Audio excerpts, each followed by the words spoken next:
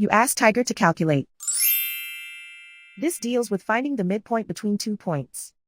The midpoint between the 2 points is 13, 13. Let's solve it step by step. Plot the 2 points and calculate the midpoint using the formula. The coordinates of point 1 are, x1 equals 14, y1 equals 12. The coordinates of point 2 are, x2 equals 12, y2 equals 14. PM represents the midpoint of the 2 points.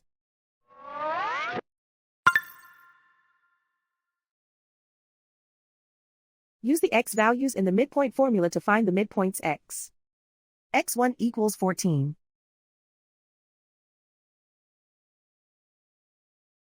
x2 equals 12.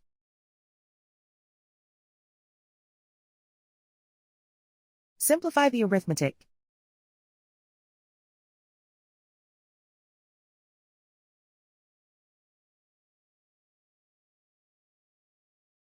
Use the y values in the midpoint formula to find the midpoints y. y1 equals 12.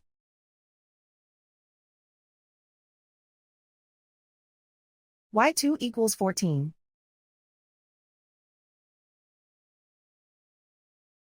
Simplify the arithmetic.